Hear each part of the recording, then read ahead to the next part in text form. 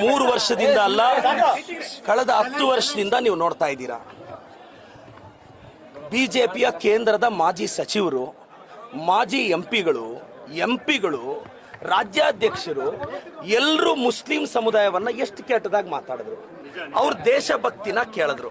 ಅದ್ಯಾವುದೋ ದೇಶಕ್ಕೆ ಹೋಗಿ ಅಂದ್ರು. ಅವ್ರ ಅಜಾನ್ ಬಗ್ಗೆ ಪ್ರಶ್ನೆ ಕೇಳಿದ್ರು, ಪ್ರಾರ್ಥನೆ ಬಗ್ಗೆ ಪ್ರಶ್ನೆ ಕೇಳಿದ್ರು. ಅವ್ರ ಅಂಗಡಿಯಲ್ಲಿ ಏನು ತಗೋಬಾರ್ದು ಅಂತ ಕ್ಯಾಂಪೇನ್ ಮಾಡಿದ್ರು. ಹಲಾಲ್ ಬಗ್ಗೆ ಮಾತಾಡಿದ್ರು, ಹಿಜಾಬ್ ಬಗ್ಗೆ ಮಾತಾಡಿದ್ರು, ಹಿಂಗೆಲ್ಲ ಮಾತಾಡಿದ್ರು. ನಾವು ಬಡ್ಜೆಟ್ ಅಲ್ಲಿ ಮೈನಾರಿಟೀಸ್ಗೆ, ಅವ್ರ ಮಕ್ಕಳಿಗೆ ಎಜುಕೇಶನ್ ಸಪೋರ್ಟ್ ಮಾಡಿದ್ರೆ ಇದೇ ಬಿಜೆಪಿಯವರು ರಾಜ್ಯಾಧ್ಯಕ್ಷರು, ವಿರೋಧ ಪಕ್ಷ ನಾಯಕರು ಇದು ಮುಸ್ಲಿಂ ಬಡ್ಜೆಟ್ ಅಂದ್ರು. ನಾವು ಗೌರವ ಕೊಟ್ಟು ಮೈನಾರಿಟೀಸ್ ನ ಎಂಪವರ್ ಮಾಡ್ತಿದ್ರೆ ಇವತ್ತು ನಾವು ಅವ್ರಿಗೆ ಗೌರವ ಕೊಡ್ತಿದೀವಿ. ಎಸ್, ಶಾಮನೂರ್ ಸಾಹೇಬ್ರ ಮನೆಯಲ್ಲಿ ಅವರು ತೀರ್ಕೊಂಡಿರೋದ್ರಿಂದ ಅದು ಸಂಪ್ರದಾಯ, ಸಮರ್ಥ ಕೊಟ್ಟಿದೀವಿ. ನಾನು ರಿಕ್ವೆಸ್ಟ್ ಮಾಡೋದಿಷ್ಟೇ, ಸಮರ್ಥ ಒಂದು ಹೊಸ ಜನರೇಷನ್ ಹುಡುಗ, ದಯವಿಟ್ಟು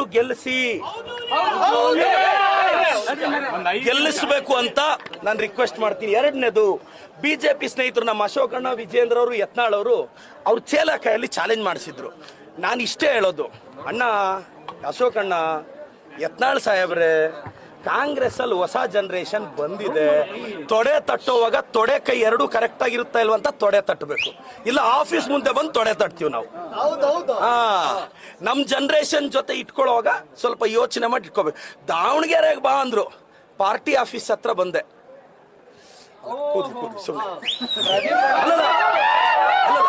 ನಾನು ಮತ್ತೆ ಇದು ಏನೇನೋ ಅರ್ಥ ಕಲಿಸ್ಬೇಡಿ, ಸುಮ್ಮನೆ ಧೂಳಿದೆ, ಏನು ಮಾಡಕ್ಕಾಗಲ್ಲ. ಅಲ್ಲ, ಈಗ ನೋಡಿ ಒಂದು ನಾನು ಹೇಳ್ತೀನಿ, ಇದು ಬಿಜೆಪಿಯ ಸಂಪ್ರದಾಯ.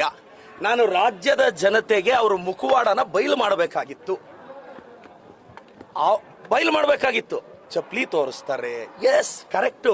ಒಬ್ಬ OBC ಹುಡುಗನಿಗೆ ಚಪ್ಲಿ ತೋರಿಸ್ತಾರೆ. ಒಬ್ಬ ಅಹಿಂದ, ಬಿಜೆಪಿ ಅವರು ಅಹಿಂದನ ಯಾವತ್ ಗೌರವಿಸಿದ್ದಾರೆ? ಅಹಿಂದ ಹುಡುಗನ ಕಾಲಿಡಬೇಡ ಅಂತಾರೆ, ಅಹಿಂದ ಹುಡುಗನಿಗೆ ಚಪ್ಲಿ ತೋರಿಸ್ತಾರೆ. ನನಗಲ್ಲ ಗುರು, ನೀವು ತೋರಿಸಿದ್ದು ಅಹಿಂದಾಗೆ.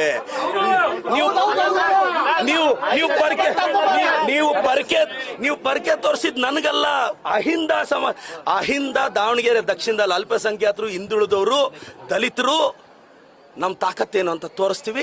ಸಮರ್ಥನ್ ಗೆಲ್ಲಿಸ್. ಈಗ ಯಾರು ಏನು ಅಲ್ವಾ? ಕರೆಕ್ಟ್. ಆ ಕ್ಯಾಂಡಿಡೇಟ್ ಗೊತ್ತಿರ್ಬೇಕು. ಒಬ್ಬ ಅಹಿಂದ ಹುಡುಗನ್ಗೆ ಯಾರ್ಯಾರೋ ಬಾಯಿಗೆ ಬಂದಿದ್ ಮಾತಾಡ್ತಾ ಇದ್ರೆ, ಆ ಕ್ಯಾಂಡಿಡೇಟ್ಗೆ ಮೆಚುರಿಟಿ ಇದ್ರೆ, ನಾನು ಹೇಳೋದು ಇಂಥದನ್ನೆಲ್ಲ ತಡಿಬೇಕು. ಅದು ಬಿಟ್ಟು ಬಂದ್ಬಿಡು ನೋಡೋಣ. ಅಶೋಕಣ್ಣ, ವಿಜೇಂದ್ರಣ್ಣ, ಯತ್ನಾಳ್ ಸಾಹೇಬ್ರೆ, ನಿನ್ನೆ ಯತ್ನಾಳ್ ಅವ್ರು ಏನಂದಿದ್ದಾರೆ? ಒಂದು ಸಮುದಾಯದ ಓಟೇ ಬೇಡ ಅಂದಿದ್ದಾರೆ. ಇದು ಮುಸ್ಲಿಂ ಬಾಂಧವರು ನೋಡ್ಬೇಕು ಸರ್.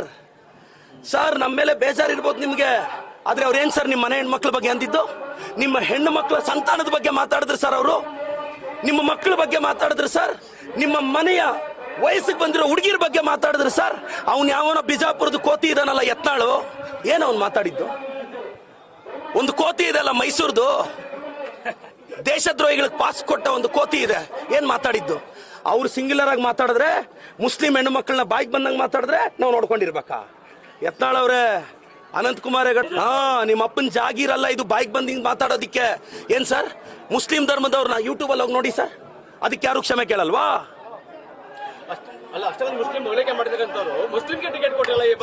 ಸರ್ ಒಂದು ನಿಮಿಷ ನೋಡಿ, ಒಂದು ನಿಮಿಷ. ಬಿಜೆಪಿ ಅವ್ರು ಯಾಕೆ ಕೊಡ್ಲಿಲ್ಲ? ಜೆಡಿಎಸ್ ಬಿಜೆಪಿ ಅಲಿಯನ್ಸ್ ಇತ್ತು ತಾನೆ? ಆಯ್ತಪ್ಪ. ಅವ್ರ ಇಂಥ ಟೈಮಲ್ಲಿ ಮುಸ್ಲಿಮರ ಮನ ಒಲಿಸಬೇಕಾಗಿತ್ತು. ನಾನು ನಿಮಗೆ ಹೇಳೋದಿಷ್ಟೇ, ಬಿಜೆಪಿ ಅವ್ರಿಗೆ ಅಹಿಂದ ಮತ್ತೆ ಮೈನಾರಿಟೀಸ್ ನನಗೆ ನಂಬಿಕೆ ಇದೆ. ಬಿಜೆಪಿ ಅವ್ರಿಗೆ ಒಂದು ಓಟ್ ಹಾಕಲ್ಲ. ಇವತ್ತು ಬಿಜೆಪಿ ಅವರು ಏನ್ ಅವಮಾನ ಮಾಡ್ತಿದ್ರೆ ಅದು ಅಹಿಂದಾಗೆ. ನಾನೊಬ್ಬ ಅಹಿಂದ ಹುಡುಗ.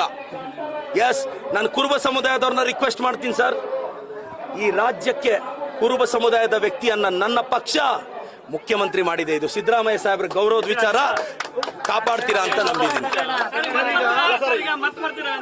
ಏನ್ ಸರ್? ಅಲ್ಲಲ್ಲ, ನಾನ್ ಡೈಲಿ ಇರ್ತೀನಿ. ಇವ್ರು ತೊಡೆ ತಟ್ಟಿದ್ರೆ ಬಂದು ಆಫೀಸ್ ಮುಂದೆ ತೊಡೆ ತಟ್ಟೋಗ್ತೀನಿ.